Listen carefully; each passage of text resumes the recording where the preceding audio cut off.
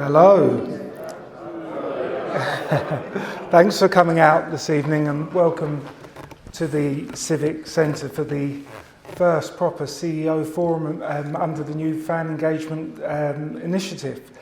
I'm going to spend a bit of time setting out our 5-year strategy, explaining how that sort of manifests itself in everything we do.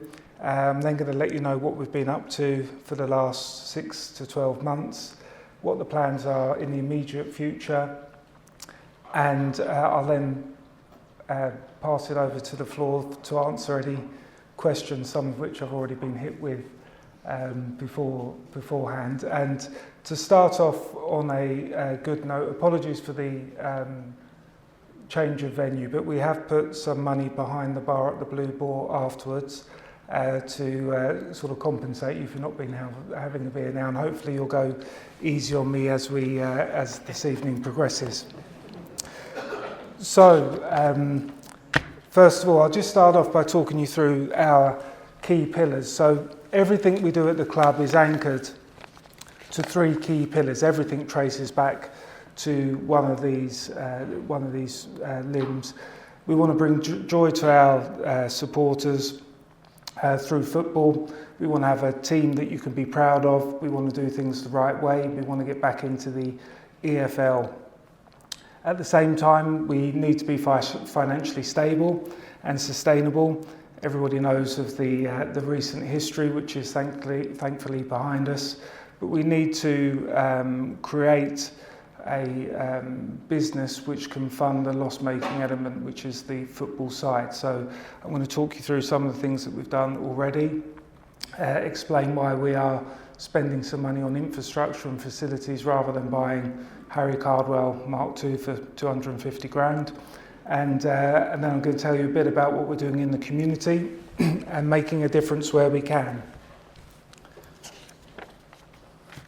So the 5-year strategic plan falls into these subheaders, and as I said, we'd like to get back into the EFL and have a first team that we can be proud of. It's getting into the EFL not only ticks the box from a joy through football point of view, but it also makes a significant difference to income. The swing in television income alone is about 1.3 million. So if we can get back into the EFL, it will go some way to eroding our losses, which currently stand at about £2 million a year, and they'll remain at £2 million a year, give or take, until we do one of 2 things. Let's get back into the EFL or build an East Stand, which has conferencing and banqueting facilities in it, and we have a 365-day-a-year business. We also want to create and support the women's team, and our aspiration is to have a semi-professional women's team within 5 years. We've started off trying to integrate the women's team more into the actual club. They've always been to one side because we've been focusing on keeping the business going and fending off creditors and so on, but now we have the opportunity to help support them. We've made a significant donation to them this season. Next season we will continue with that support, and they will be at our end of year awards. They'll be present there. Then next year they'll also have the same strip as the first team, just to show sort of further integration. The other aspiration within 5 years is to turn our elite academy back on. The academy is something which is really important to us. It's something we were very sad to have to let go. Our foundation has taken on what was the academy. It's not an elite academy at the moment, but we'd like to have scholars back as soon as we return to the league, and we can benefit from EPPP funding, which is relevant for 2 reasons. As things stand at the moment, we don't get the £500,000 a year grant to help pay for the academy, but also any players that we produce can be swept up by other clubs with no compensation to us. So there's no financial benefit to running the academy, and we've just been unable to to do that. So that's our 5-year goals: EFL, semi-professional women's team, and turn the academy back on. In terms of facilities, we've already started work on areas of the ground, the northwest quadrant, for example. We're going to continue with targeted spend. The fan zone is on our radar. We'll probably put a bar in for away fans. We have a new container bar which is going at the back of the West Stand. That will be live for the 29th of March. All of these things will help generate some revenue and help reduce those losses pending promotion or a new East Stand. In terms of the football facilities that we've spent money on, we've undertaken a huge amount of work at Fossett's, both renovating the pitches which were in need of some TLC in the period between Ron and Kosu, and we've put in some cabins and created an environment for success in the hope that the team can become high performing, and I'll say a bit more about that later on. And the big one for us, as I said, is the renovation of the Roots Hall precinct, which includes substantial investment to build a new East Stand to create that 365-day-a-year business, which will go some way to eroding the losses that we are currently sustaining. And that takes us on to fan engagement. So we've created a communication strategy. We have a fan engagement strategy that's been published. We have created the Fan Advisory Board. They've had their first meeting and we're just getting going with that. We want our fans to feel engaged and informed and connected with the club. And that's one of our goals as well, is to keep doing the work on that. So please keep the feedback coming. In terms of sustainability, as I say, we've had a checker pass. We need to get to a break-even position, and the way to do that is promotion and a East Stand, which will increase revenues and mean we won't be in harm's way for the future. The last two ones are quite quick. The staff, we want staff to want to come and work for us, and we want to retain them and help them grow, and that is a key target for us. We've got some really good staff who have stuck by the club through thick and thin, and we want to reward them for their loyalty and help them grow and so on. And then with the community, we're building closer connections with our foundation. We're linking up with charities and so on. I'll say a bit more about that as the presentation proceeds. So that's our 5-year aspirations. We've taken some steps to move those forward.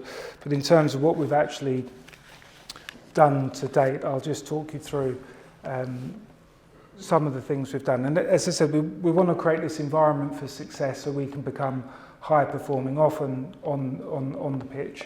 In terms of football, we've spent a considerable amount of money getting the training facilities up to scratch. We've also strengthened the squad. There has been an increase in the player budget. We're currently considering what the player budget is going to be for next season. At the moment, that's a discussion that's ongoing. We've added human resource to the backroom staff with the recruitment of Jason Dimitriou as Chief Scout. Jason's been a great addition. And we've recently recruited Matt Anderson. Matt is a very capable guy who's going to assist us on recruitment, particularly on the analytics and data.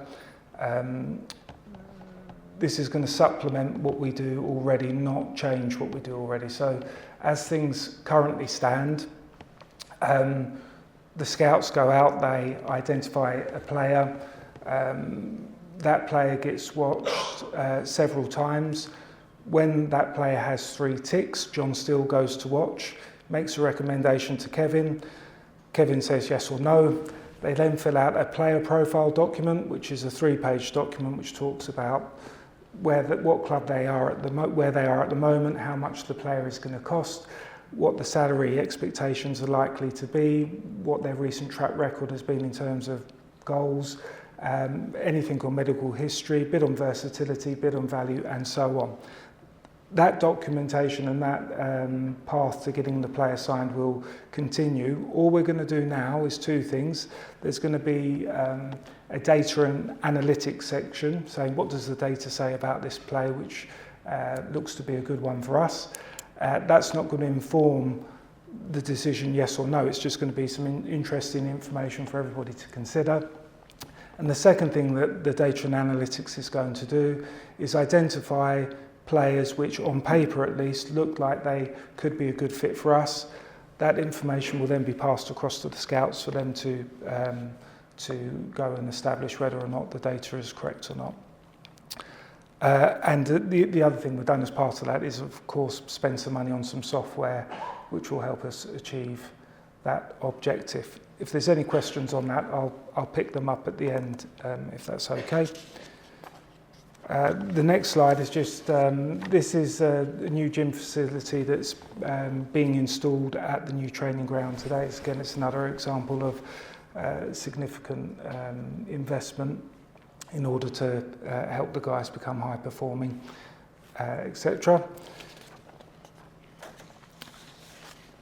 So just on commercial revenue, since 2021, our revenues on commercial, food and beverage and tickets have all been increasing. That trend of incremental improvement has accelerated under COSU's ownership. What with the boycotts and so on that we had previously, we're taking some steps to move towards sustainability. But as I said, the key is to get the East Stand replaced. That's going to be a significant amount of work and it's going to cost a significant amount of money. At this moment in time, we have taken steps to identify our professional team who are going to be architects and cost consultants and planners, and we're in the stages of just finalising that beauty parade with a view to appointing some professionals spring, summer, so they can start working on different plans and giving us a feel for what is achievable in terms of the use of the space at Roots Hall. There'll be some consultants advising us on whether or not we should have a gym or a hotel or a creche or a bar or whatever it might be. We will be consulting fans and getting feedback probably in the autumn as to what direction you guys think we should be going in, and we'll feed that into our professional team. But as I say, the key is a 365-day-a-year business in order to get the revenue coming in. At risk of having the mickey taken out of me from my colleagues, when I was at Gillingham, we were turning over about 1.5 million in food and beverage with a decent profit margin. And if we can, we should be able to do better than that. So that will go a good way to reducing our losses. Other things we've done, Northwest Quadrant, we've got Sky Sports in, we've opened the bars early and closed them late, and we're having a St Patrick's Day. And this next slide just shows us the trajectory we're on in terms of income streams on those three lines: commercial, food and beverage and tickets. And we are, as I said, looking to continue with that those incremental improvements and accelerate it. So this next slide talks about the various different initiatives that we've undertaken in the community. I'm not going to read them all out, but you can see that working with the community, we have helped generate a significant amount of money for charities and good causes.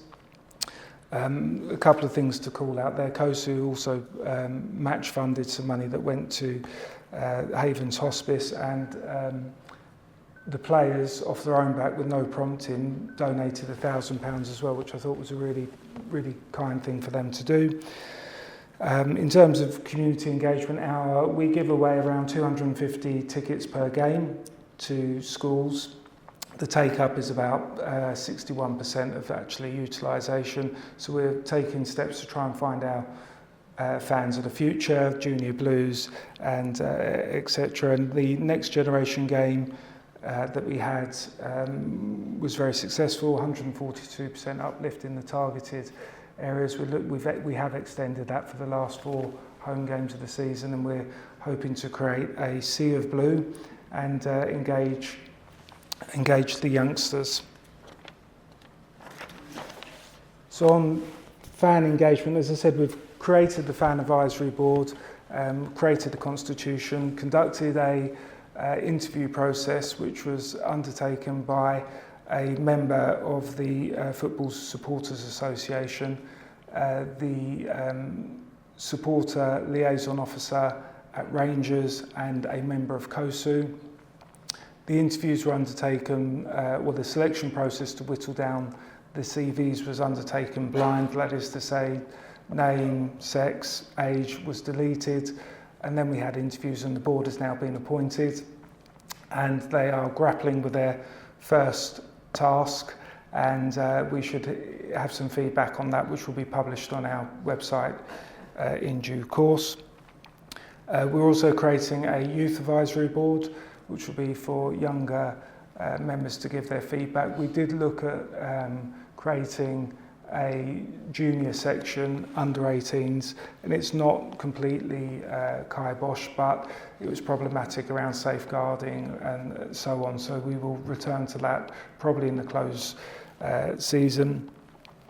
We continue with the Shrimpers Trust meetings and the supporter liaison meetings. We get good feedback from those meetings, and I'd encourage everyone to use the feedback at Southend United email address or the QR codes to keep that coming. We get lots of feedback about facilities. Toilets aren't quite where we want them to be, some seats are broken and so on. We are actioning as much of those requests as we can, but there's quite a few of them coming in, which is good, but it's a little bit overwhelming.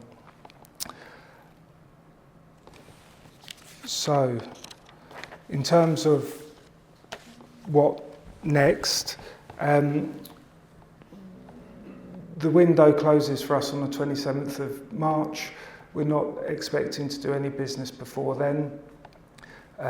By the time the window reopens, we will have bedded in the new guys who are assisting with recruitment, which will supplement what we're doing already. We are anticipating that we will move relatively early in the market to secure the targets that they identify. We will have a full pre-season for the first time for some time. We have plans for a pre-season trip which is not yet announced but will be announced soon, which I hope some of you will come along and enjoy that. We're going to continue with the incremental improvements on commercial and F&B. We've got some ideas around how we can engage supporters more with loyalty programs and memberships and so on, which we are looking to launch in the summer, and we're going to be spending a lot of time working up these plans for the new East Stand, which, as I keep saying, is really the key to reaching break even within 5 years, which is our goal.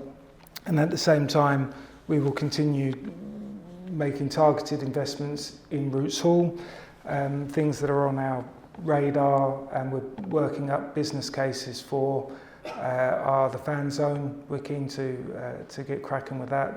We think we have landed on a location. We've gone backwards and forwards a few times, and a concept. So we're, as I say, working up the business plan on a business case for that now. The away bar, we're going to put that in to generate some cash for, and also to give our visiting fans a good experience. We're looking at the toilets, we're looking at the Shrimpers bar, and we're looking to do more to make our creaking old stadium, which was not built with health and safety and disabled access in mind, more accessible and more user-friendly for our disabled supporters. and we'll know whether or not we've succeeded in 5 years' time, because we will either be in the EFL or we won't. We'll have a semi-professional women's team or we won't. We hope that we are engaging with our supporters base, and we hope that that will continue, and we continue to get good feedback.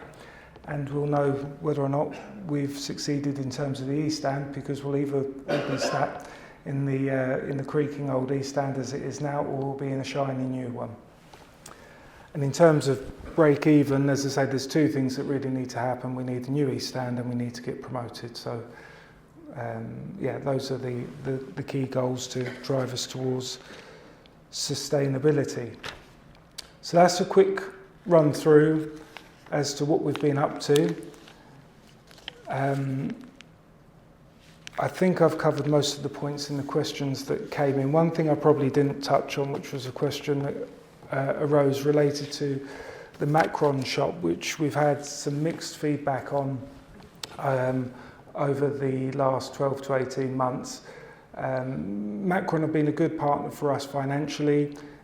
They stuck with us whilst we were going through, navigating some tricky waters. They didn't invest in the shop whilst we were in and out of the insolvency courts. We're now looking to really ramp things up for next season. Last year, I think we sold 3,000 shirts? I thought it was more than that. Okay, we sold a load of shirts last year. We've ordered 6,000 this year, which was quite a big right for everyone. We've also got them to commit to putting additional lines into the shop. So instead of having 20 lines of knickknacks, there's going to be 50. And we have regular meetings with them now to make sure that we are making the whole customer journey better. They have another year to go on their contract. As I said, they've been a good partner for us commercially. It's not been perfect from a supporter point of view, so we shall see how we go this season. The other question that we had was, there's a rumour that Elvis the Eel was coming back, which is under review. I think that might be one for the fan advisory board. We'll get that one shipped up, but I think I've covered most things that were on the questions that came in, and if anybody would like to ask anything additional, you're very welcome.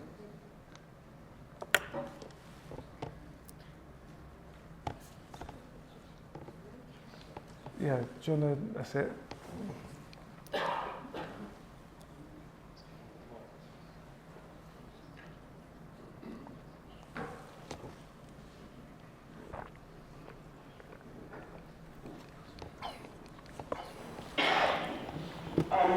Just when the plans for the new stand, what are the plans to make the general capacity of the new ground going forward? And what we at 10,200 at the moment, or just less than that? 10,560 or something, or thereabouts. So yeah, it's a good question.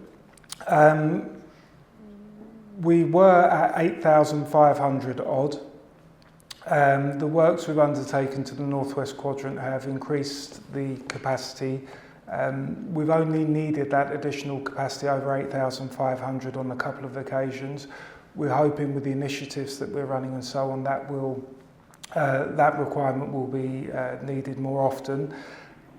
When the East Stand goes down, we're going to be left with about 9,000 odd seats to sell. With the East Stand regenerated, we're probably looking between 14 and 16,000 capacity. That would include some safe standing, most likely in the north quadrant area, but we'll see what the architects come up with on that.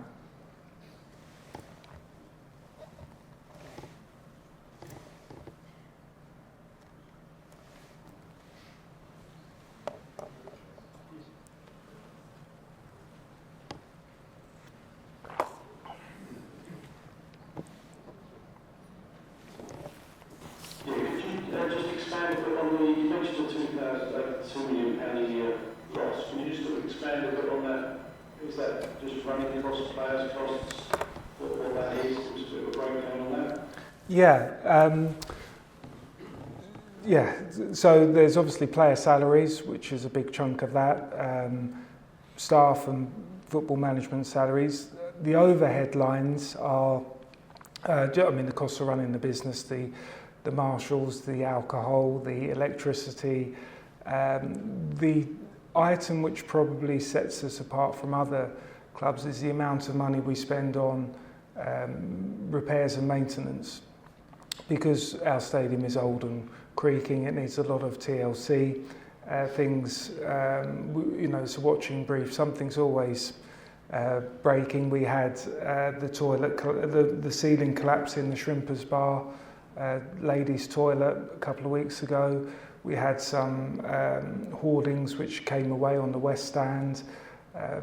We have problems with connectivity. We have, you name it, it goes wrong. So we, in terms of repairs and maintenance, we are spending between 250 and 325,000 pounds a year on that, which will obviously reduce very significantly once the renovation works have taken place. But they're the sort of exceptional items which should set us apart from other clubs.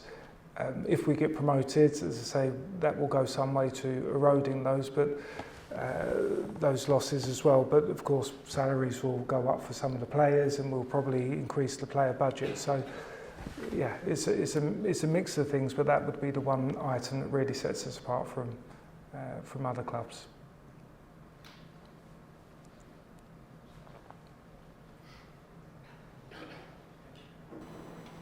Just really let's stop playing or timetable events for season tickets for this season and going forward. Yes, I have got a document in my inbox which sets out what the timings are, which is June, end of June. End of June is when we're looking to go live. We're doing a review on pricing, etc. You shouldn't read anything negative into that. We've just got to go through the process of working out what the price points are going to be. There'll probably be some slight variations. At the moment, if you're an adult with a season card, for example, you can get a under 8s for free. But we got lots of people who have acquired that extra ticket, but nobody ever comes. So we might just try and tweak that slightly, but it's likely to be very similar to what it is now.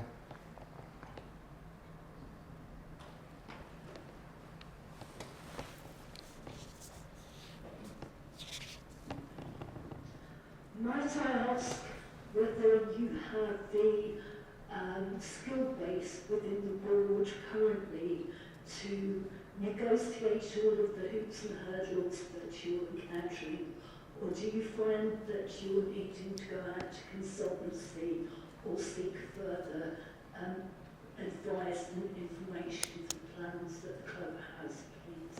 Yeah, that's a good question.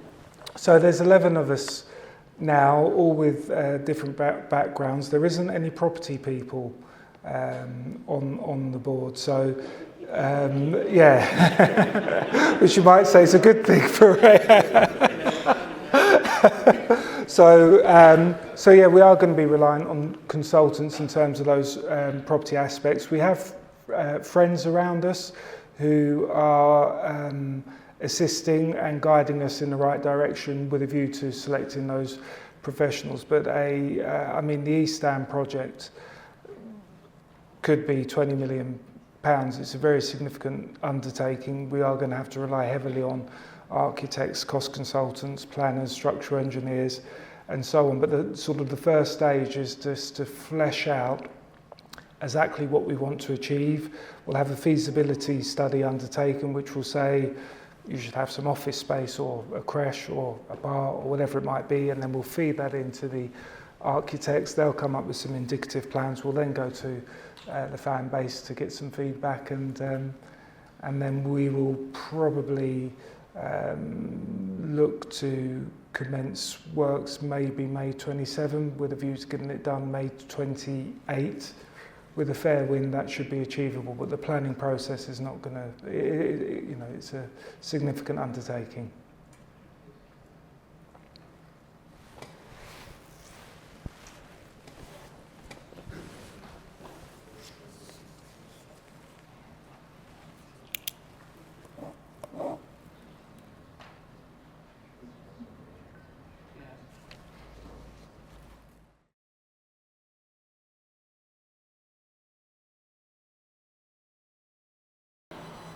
So just going back to the East End, so is the plan to just extend it, or when you showing the East End complete, or just extend it?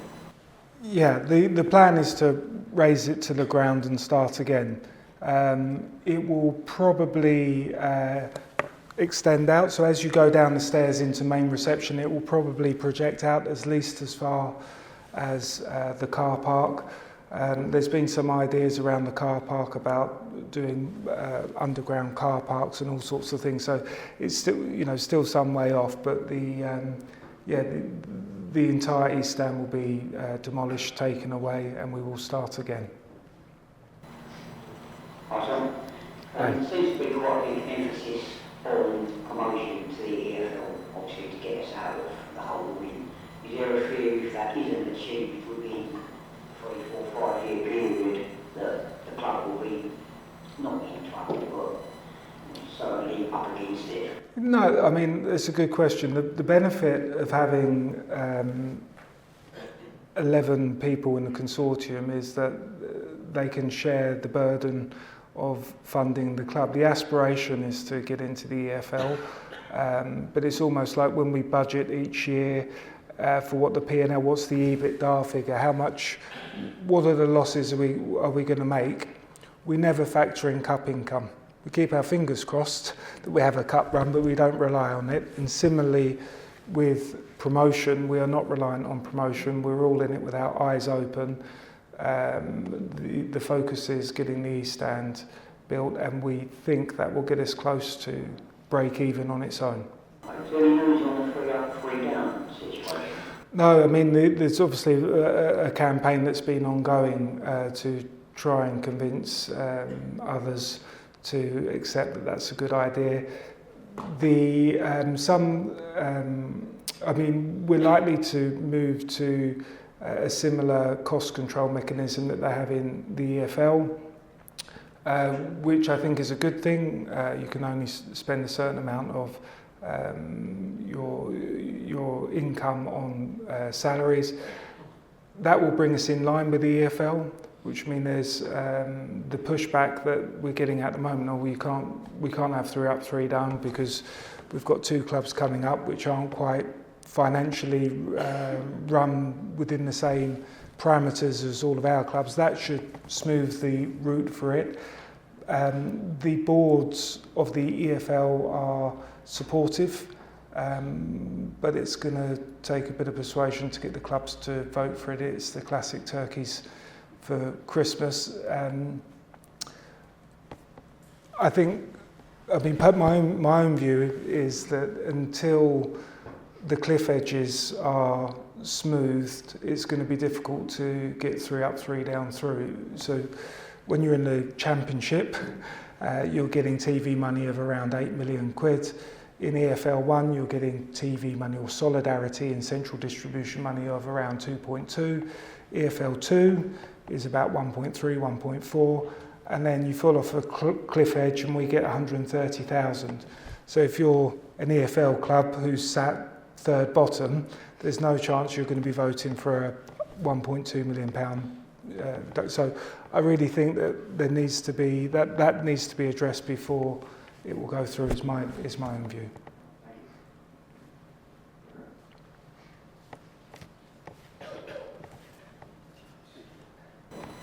Can I be cool and ask 2 questions? You can. Just come back to that point about the East End work between May 26th and May 27th. May 27 is the, yeah. So in that year, where will the signature holds the East End?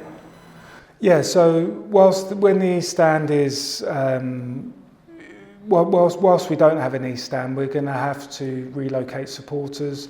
There's two options on that really. One is to disperse them around the horseshoe that will be left. The other option which we will explore is whether or not some sort of temporary stand can be erected on part of the area where the east stand stood. That's still a little way off deciding that, but it's a good question, and we, as part of the reason for doing the northwest quadrant, as a step to creating the capacity to accommodate 9,000 supporters on 3 stands. Second question is sort of linked to that. Do you feel like you've learned any lessons from the Sitting Bull game, when it was a chaotic I'm in a West Stand, and you go there. Yeah. And then the last moment they opened up the South Stand like that. And then you saw Sitting Bull stand for the West Stand. Yeah, so it's good. Yeah, it's a good question. One of the there's two things to that. I think. Firstly, we had some, and we have some problems bringing the away supporters in when we put our own supporters in that northwest or the west side of the north stand. We have to bring our supporters in through Fairfax. There isn't sufficient flow rate capacity to bring them in through Shakespeare and then drop them in. We can't do it because the gates aren't wide enough. So from a physical condition and safety condition factors point of view, we just can't do it. So we have to bring the away fans in via the car park and walk them around the way we are. We've gone around the houses trying to work out a better solution on that. That is the one that the Safety Advisory Group, which, because we're a registered stadia and regulated premises, we have to abide by their wishes, and that's the least worst option. I mean, ideally we'd like to push people to using public transport and so on. So when the northwest is open, there's going to be problems with the car park, which we will try and mitigate and ease the best we can. To your point on Sittingbourne in terms of the stand, so we usually open the east stand for home supporters for those types of games, and the north for away. We decided on this occasion, just to save costs, every time you turn a stand on, it costs money with marshals and extra medical and so on. So we opened up the north for home and away. We then sold out the home allocation, so we opened the south. And then Eastbourne, I think they had an allocation where we can get 815 in that north-east area due to flow rate capacities. And they were desperate to accommodate some extra fans. And so we said, as long as you pay for it, because there's no commercial value to us opening up that family area, then we don't want your supporters to be disappointed. So we felt like we were doing the right thing to accommodate them, but we got a bit of a kicking for it. Yeah.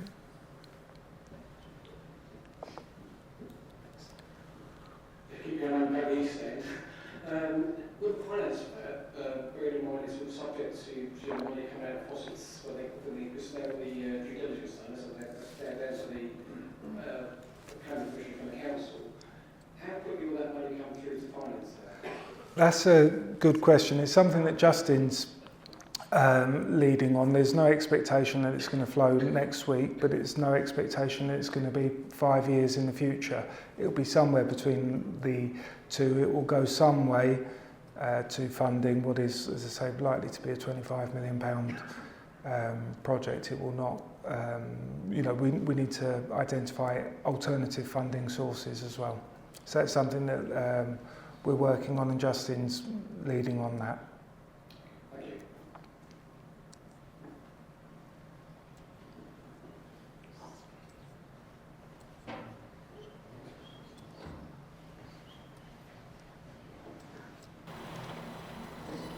Upgrade the East End, are you going to upgrade the properties in the hospitality? Yeah, so that's another good question. So at the minute we've got 20-ish boxes, 20 boxes, and we've got the D2 lounge and so on.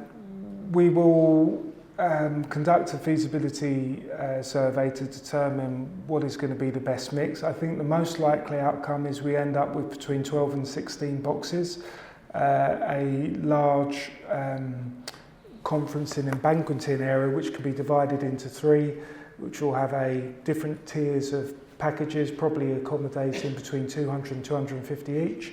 There'll be, I would have thought, premium GA bar, a sports bar, and so on. So we will keep boxes, and they'll be brand new and beautiful. And we'll also have a significant, well, the ability to service a significant amount of fans in various hospitality packages.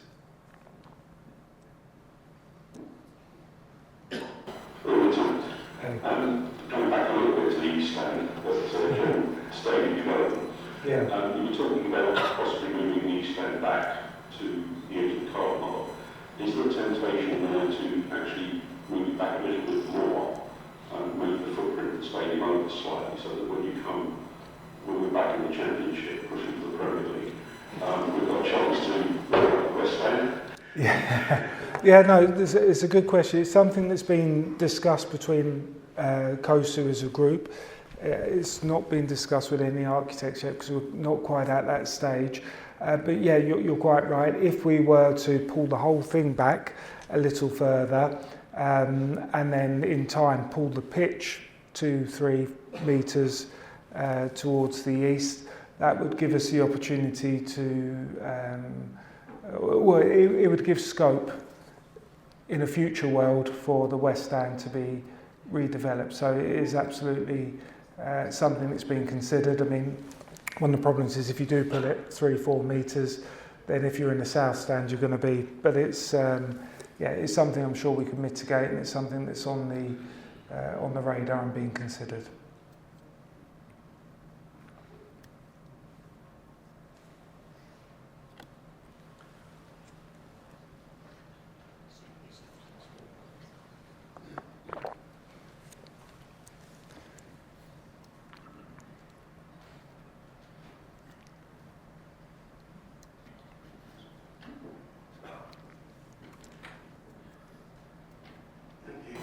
Some concerns about the state of the pitch. As the work planned over the summer, obviously it's started to affect the play on the players and how we're trying to play football. Good question on that. So we, over the last 2 or 3 years, when we've been having the pitch renovations done, for reasons that are obvious, we've been going for the lower spec pitch renovations, which is a coring off or a scarification rather than a full job on it. That's caught up with us. We've had a doctor of grass come down and have a look at it all, and we've had an expert report on the pitch which has set out a course of action that needs to be taken. Basically, the pitch needs to be, we need to almost start again. We've engaged the contractors to undertake that works in the summer, starting maybe the 17th, 18th of May. 12th of May. Anyway, they're engaged, and so next year we're not expecting to have these the issues that we've had this year. So our groundsman has been with us 25 years. He's worked miracles, frankly, to turn out the pitches he has under what has been difficult circumstances at times. And next year we're hoping and expecting that the pitches are going to be beautiful, as long as we can catch the badger who keeps turning up. So we're expecting the pitches to be good. One thing we did look at is the pitches at Fossett's. The main pitch at Fossett's is a sand and fibre construction rather than sand and soil. And I hope you don't fall asleep with this, but the sand and soil construction cannot take as much of a beating as the sand fibre can. It's a different constitution. We looked at either replacing root soil with sand and soil, which is what we're going to do, or sand and fibre, or a hybrid, which is a weave within the soil. It's the cost of putting in a sand and fibre pitch is 850,000. The cost of putting in a hybrid pitch is £1 million. So that's something that's not ruled out, but we're not doing that this year. We're spending the money elsewhere. But it's we want to create that environment for success so the team can be high performing, and getting the pitch right is obviously one way of helping towards that.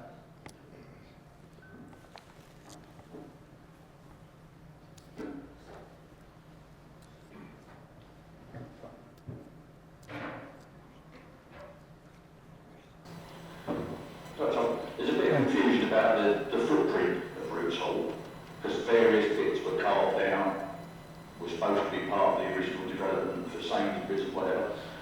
Are there areas around that footprint that can be developed for other purposes? So, as we sit here today, there's a planning permission for 501, I think, apartments on Roots Hall without a stadium. So there's obviously we're not going to build 501 apartments, we're not going to demolish the stadium. Roots Hall will be our home for the foreseeable future, next 50 years, who knows.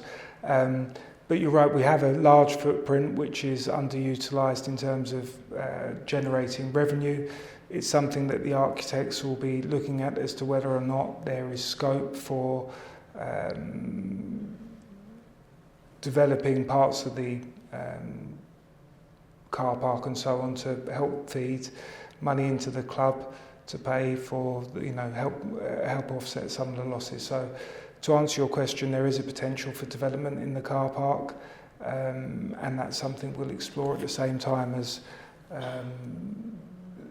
undertaking the research and so on the East Stand. But it's a football stadium, not a housing estate, so it's there'll be a mix of the two, I suspect, but we'll have to see what the feasibility studies say.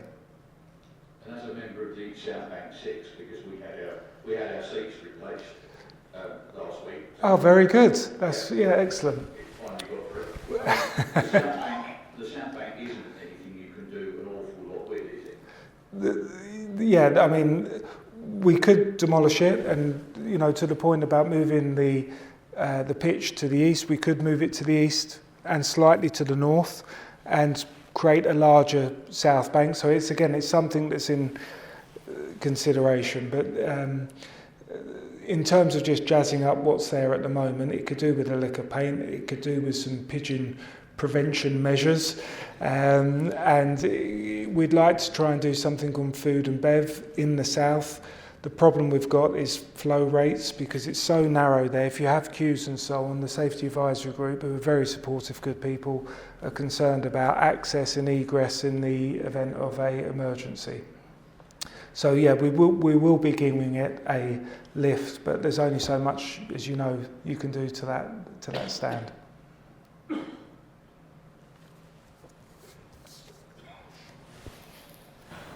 A few questions here, quite short though. First, I've seen South Up. Is anything planned to be done about tackling the pigeons? Yeah, so there is. We're going to put some netting up, and we're replacing some of the spikes up there. There is a plan in place. We've had a bird of prey coming down and so on, but it's an ongoing issue which we're conscious of the fact we need to address. So we're hoping in the close season we are going to take some steps, and we're hoping that will go some way to eradicating the inconvenience of having pigeons around you up there. I recall seeing in the past that the floodlights upgraded. Is that something we're looking at? So is that floodlights? Yeah. Yeah, so we have made an application for planning permission to switch out the gas lights and convert them to LEDs. That planning permission was obtained at the back end of February, so it's been passed. We are now working up a grant application which will go, we get 70% funding to replace those floodlights, so that's something that's in train at the moment. So we will be upgrading the floodlights, which are desperately in need of a switch out. That's right. And the last bit, are you looking to get the PA system upgraded around this all? Because in the south at the moment, it seems to be, it could just be Mickey G, not Tony Smart, but it tends to stay on for quite a bit during the second half when stuff starts to Okay. And all we can hear, as much as I appreciate hearing the tactical stuff on the touchline, you also get blaring out obscenities. Right, that's good feedback. That's good feedback. I wasn't aware of that, so we shall certainly look at it. So we have a quote for upgrading the entire AV system or the audio system at Roots Hall. It's eye-watering. It's something we will most likely do as part of the East Stand redevelopment. However, we are making some tactical spend on the audio. The North has dropped out. We're fixing that for the 29th of October. And whilst the guys are in doing that, we shall make sure that they have a look at the South and try and rectify that problem.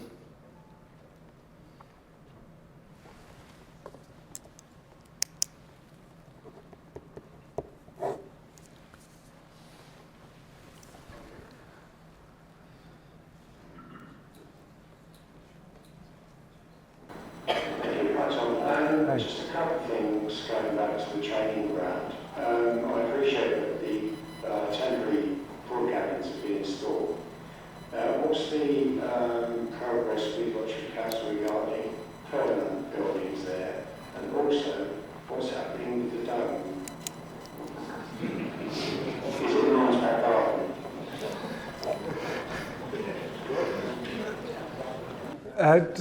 I'll start with the dome. The dome is beyond economic repair. It's been chopped into small pieces and melted down. I think they're 95% of the way through doing that. So the dome was part of the Fossett's development. It was a requirement that was needed to get through planning permission there. It's surplus to requirements now, so most of it is off the boots and laces site, and we won't be erecting a dome. In terms of the cabins, so the cabins are installed now. We're looking to hand those over to the first team before the end of March. But to your question, what's going on with the actual grand plan? It's being reviewed. There is planning permission for a 10,000 square foot building there. That's been implemented in the sense that works have been undertaken to lock in that planning permission. A 10,000 square foot building is, I'm led to believe, is going to cost between 5 and 7 million quid to install. The focus at the moment is on sustainability and getting the East Stand up and running. So I think once we're generating profits from the East Stand, that would seem to be the most logical time to pivot to the training ground. And but we may do it earlier. But there'll be a lot of construction going on, and I think it will probably be a little bit further down the line.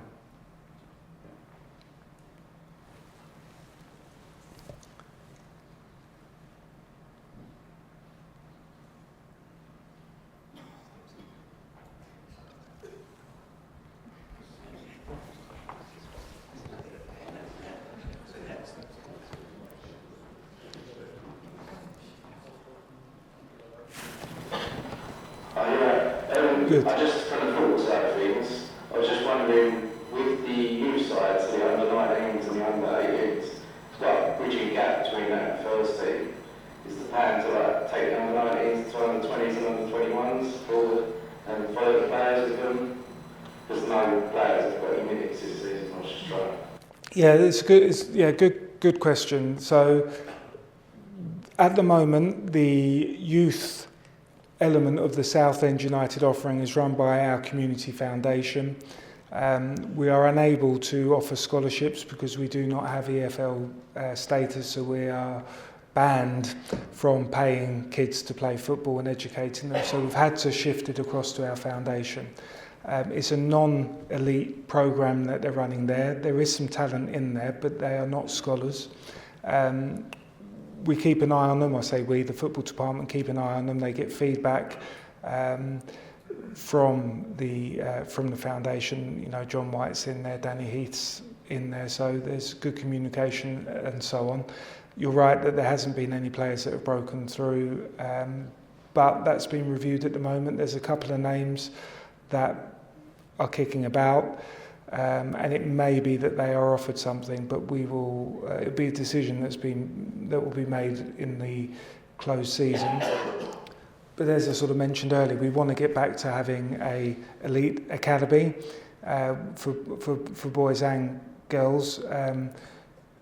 If we can get back in the EFL sooner rather than later, we'll start getting the funding in, and we can take steps to move to that Category 3 status, which is a good place for us to be. It's what we had before we had to disband it, and that will fit nicely with our 5-year goal to create a semi-professional women's team. If we can start progressing the girls and ladies through at the same time, and you know, in 5 years' time, those 12, 13-year-old girls will be ready to hopefully play semi-professional women's football, and we can start generating more Ollie Cokers, etc., with the academy turned on for the boys too. Thank you.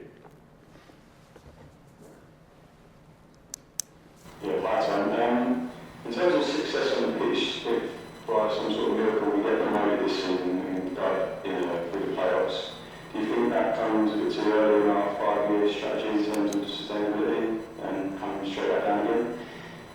No, I think if we were in EFL2 now, we'd be in the top half. There's lots of teams in EFL2 circle the drain for years and years and years on end, and I think our team as it is now would be competitive in EFL2. I'd like to think we could do a Stockport or a Wrexham without spending Wrexham money, of course, and you know, keep driving through the leagues. I think we've got a really good nucleus.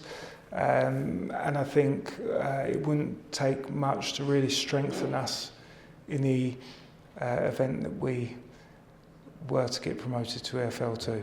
But you know, my glass is always half full, but that would be a hell of an achievement if the players and management could pull that one off.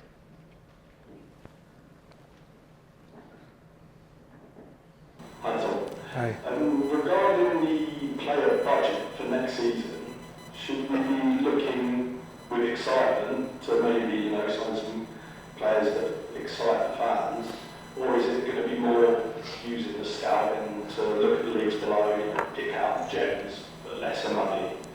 Yeah, it was a good question. I mean, nothing's off the table, but our core principle, sustainability is a key pillar for us, and we are not going to put everything on black and keep our fingers crossed. It's the recruitment that we've done. I mean, since I've come in, and John Still and his scouting network, I mean, they haven't done so bad. Gus Scott Morris, Noor Hussain, Harry Cardwell, you know, and so on. So I think that we will still be fishing in those ponds, trying to identify talent which we think could perform at this level from the lower levels. I think the work that Matt will be doing to identify, you know, see what spikes on the data will supercharge that. But equally, if the right player comes up at a higher level, you know, Josh Walker, we pulled him down from, you know, the higher leagues, League One Burton. So, you know, never say never, but are we going to go and spend 250 grand on a superstar striker for this level? Never say never, but I would be staggered if we were to do that, because it would go against our principles of sustainability and making sure that the club is in safe harbour for the foreseeable future.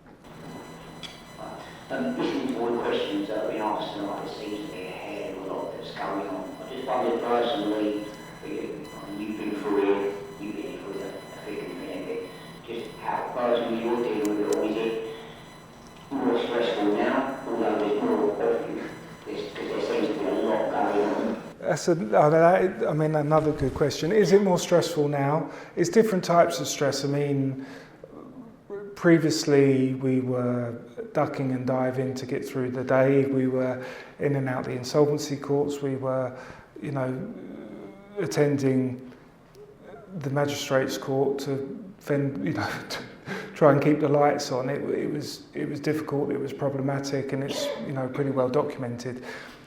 Those pressures and stresses have gone. The consortium have been brilliant, well resourced, highly intelligent, nice people who've all got the club's interests at heart. They've been supportive, and there is a bit of a buck coming, but demanding they're successful people. They want us to drive forward at a rate of knots, and for the incremental improvements that we've been making to be accelerated. And I understand that. So it's intuitive to pick up on the fact there's a hell of a lot going on, and it creates its own stresses and pressures, but it's a good pressure and good stress to have. Everybody people want everything done now. Obviously, how are we going with the aging debt that we had? Like we had time to pay for some of them and some we have shelled out a very significant amount of cash to square off those people who are owed money. There's a little bit to go, but a very, very significant chunk has been dealt with. And there's no problem dealing with the others. It's just, as people come out the woodwork, we box them off. Well, I know I am personally that was you at the forefront of tonight, for example. So I just wanted to say thank you to you personally for everything you've done. Thank you. I'm sure the other people will agree. So just keep up the good work with it. Oh, that's great. Thank you for that. Cheers.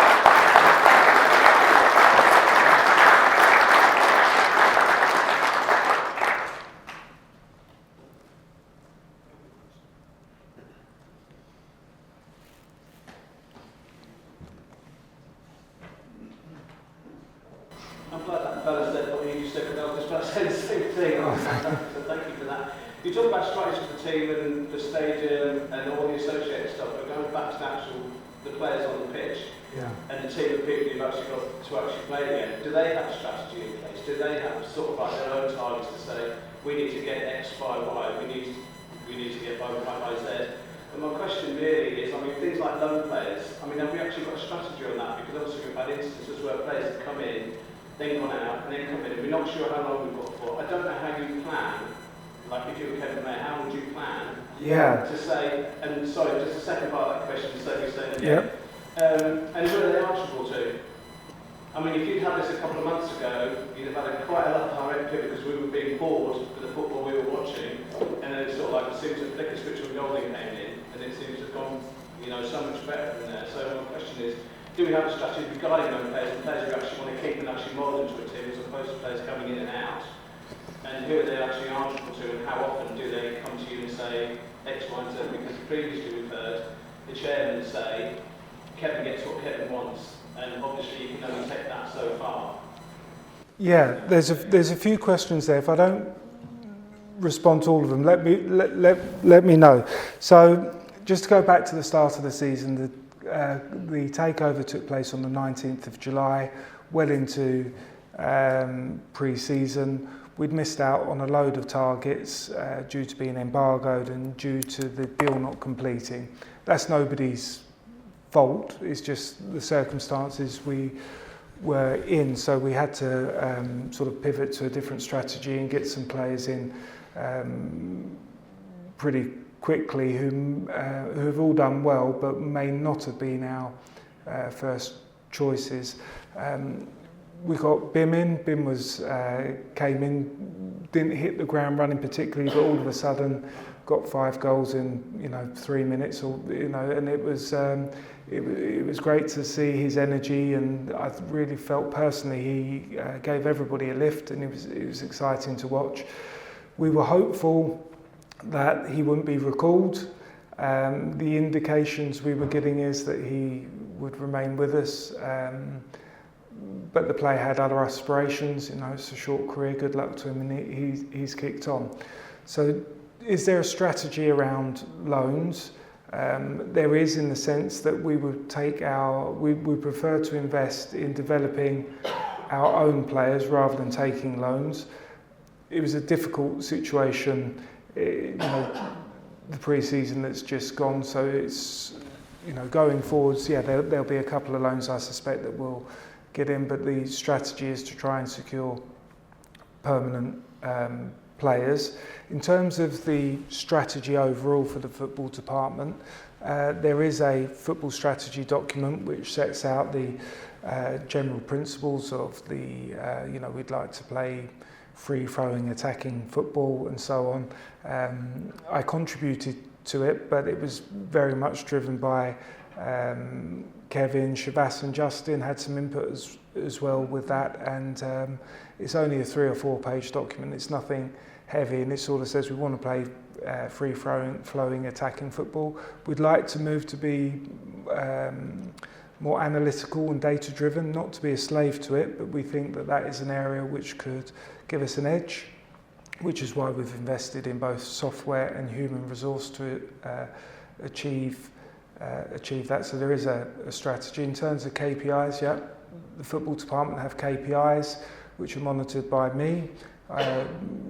John and Kev sort of reporting to me on a line management point of view. We meet every Monday to talk about badges on the pitch, or a player that they'd like to sign, or can we do Solihull Moors as an away travel, as a hotel rather than a travelling a day, all of that stuff. So we just deal with operational matters, but also strategic matters, and keep an eye on where we are KPI-wise. This year we set the KPIs, but it was an imperfect storm. So of course we'd like to be in the playoffs, and we'd like to be outperforming our wage budget, which I suspect we're not far off. But it's next season we'll really see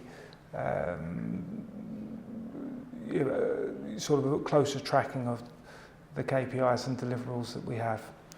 I think that was answered most of the questions. I did all right there. Okay.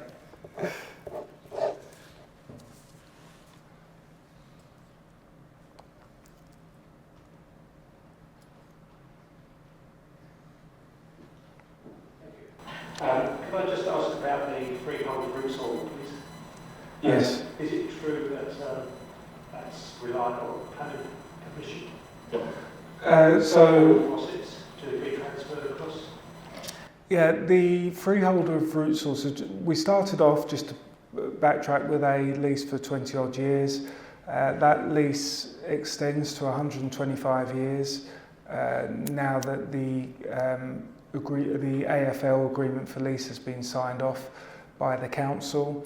There is a trigger for us to acquire the freehold.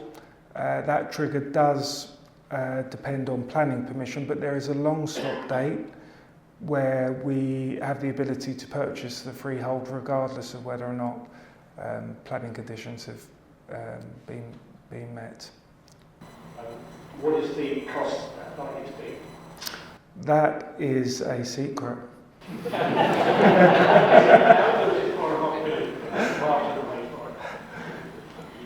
Yeah, no comment. Is it rent free at the moment? Sorry? Is it rent free at the moment? It is. Good. Thank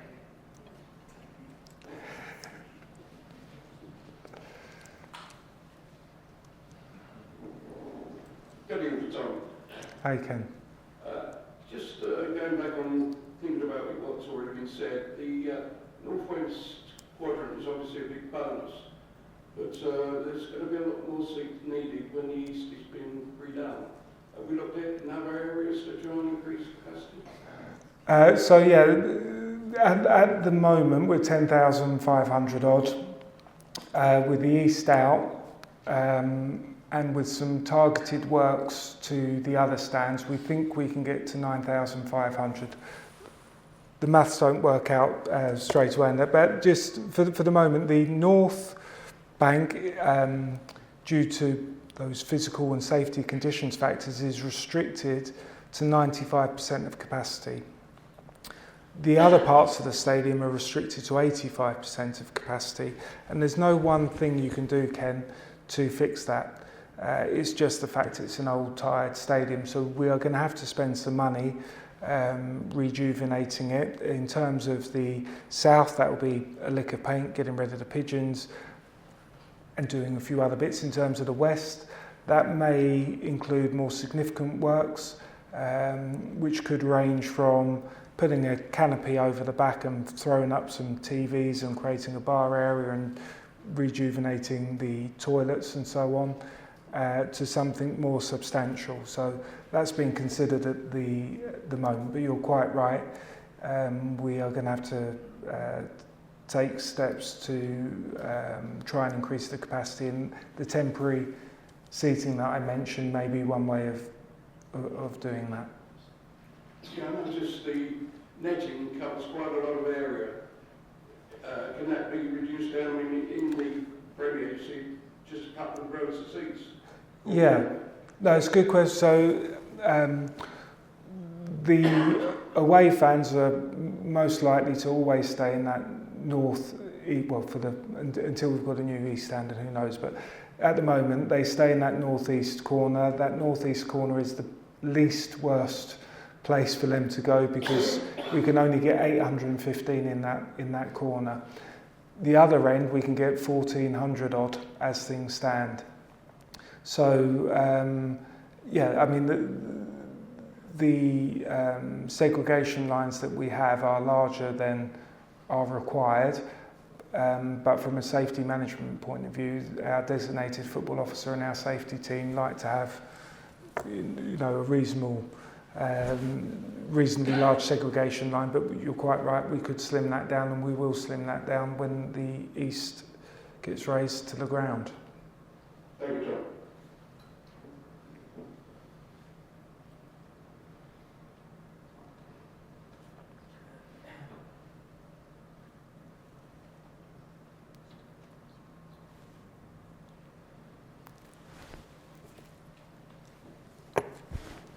Hi Tom. Hey, John. You mentioned earlier about possible safe standing. Yes. When we talk about the east stand, was that in the North Bank, I assume? Yeah, that's what the current... Is that in line with the east stand, or is that something you might consider doing in the near future?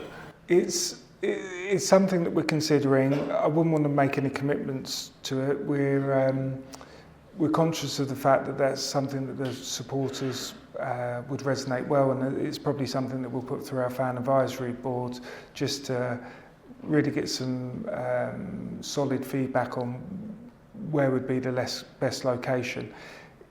If I had a gun to my head now and was, you know, where are you going to put it, I would probably put it in that northwest quadrant area. I mean, when I was a kid, I was on the other side in the North Bank, but that would be okay there. We've got to look at the cost of doing that. I don't think it will be prohibitive, but if we are going to spend, I don't know, 75 grand putting in safe standing, because you couldn't just rip the seats out and have metal bars with the seats. You'd have to lay a new, you know, you'd have to lay the new system above what's there already. So if we're going to spend whatever it's 7,500, I don't know. It might be something we look at. I suppose what I'm trying to say is we may do a bigger development on the north, depending on how things work out financially. So it's on the roadmap. It's something we're considering, but it's not going to happen in the immediate future. In general, you've got these 4 games in general, you've got regular team and stuff, you've got Yes. If that goes well, if that goes, it possibly then the North Bank will become the regular home. Yeah, so, yeah, good, yeah, so I mean, there was a lot of enthusiasm for switching the North back on, and we think the programme that we've got with the Flag Day and then the 4 games together and lifting up the whole of the West if they want to and dropping them into the North, so you're still next to the guy or girl that you sit next to and so on. We think that will work well. We think that creating this singing section and trying to create that atmosphere will work well. So we're hopeful that it's supported well. COSU or Southend United have contributed £2,500 towards flags, and we're working with the Shrimpers Trust, all at the Blue Voice and so on, to create that sea of blue. And it should be, the atmosphere should be really good for that game on the 29th and hopefully for the run-in. Thank you.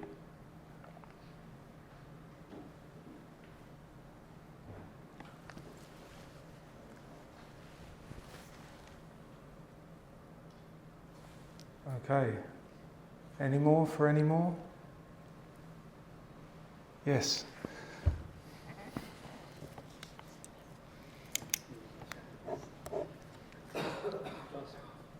Yeah. Obviously, consideration on grand inclusions, okay, you're saying about the West End, okay. Is there been any sort of studies about egress from West End? Because obviously, as a West End, it's very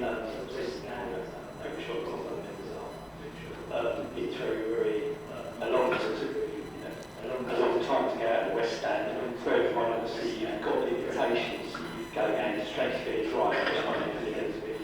So obviously, you've got to, it's an emergency, you've got to get out of the ground safely. It's quite a challenge.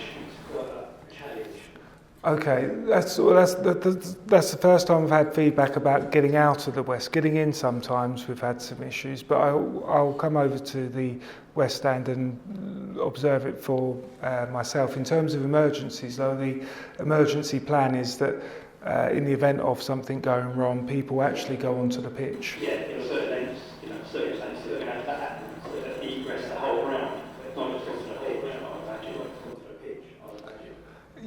That's right. There are circumstances where people may have to evacuate via the usual exits, but from a P&S factor safety certificate calculation, the answer is everybody goes onto the pitch in the event of a fire or something. Then we work it out from there.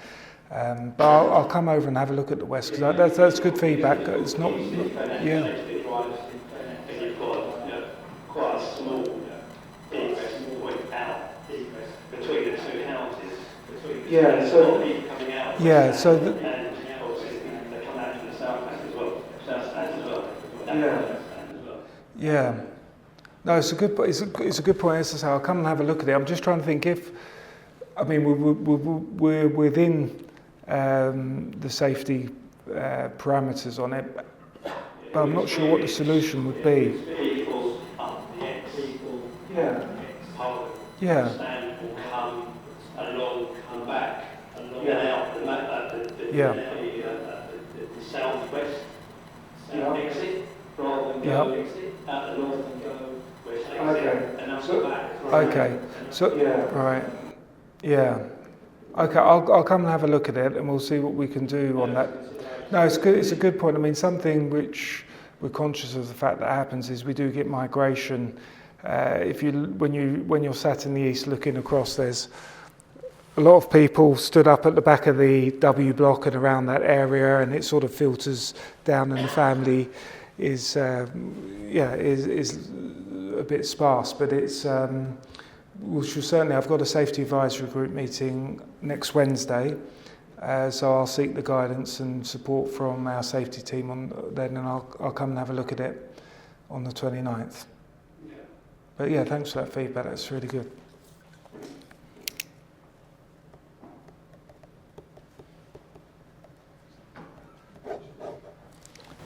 So Yeah. Yes. Is that going to happen this year? Yes. It is. I think it's obvious. It is. I think it's obvious how to get in now in terms of the numbers. There's a lot of younger children who come along now that are becoming, well, I'd say, by our Southend fans. I think some of our needs now this day. I think it's a really big event for something. Certainly my children used to like going to it. So is that like it's happening? Is that like it's happening?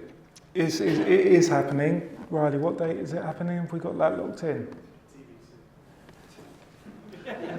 It's almost locked in, but we are close to securing the venue, or secured, or close to securing the venue on that. But yeah, we are doing it. We've had a planning meeting on it. We have a couple of dates. It actually links in a little bit with what we're doing around trips and so on, but we will be doing the Meet the Blues Day. It will follow a similar format to what we've done previously, but on steroids, so it's going to be a good day.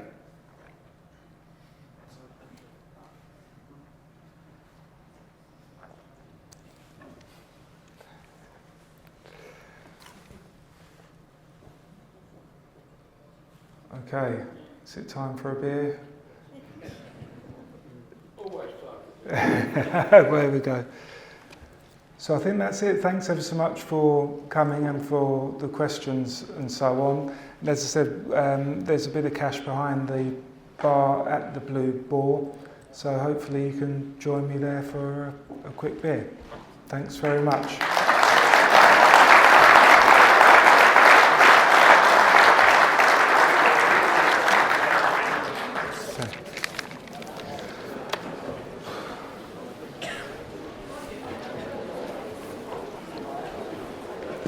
Okay, is that all right? Is it okay? I'll turn that on. All right, yeah, go on. Walking around talking to people. Yeah. Oh, yeah, mate. I'll give you 20 quid to get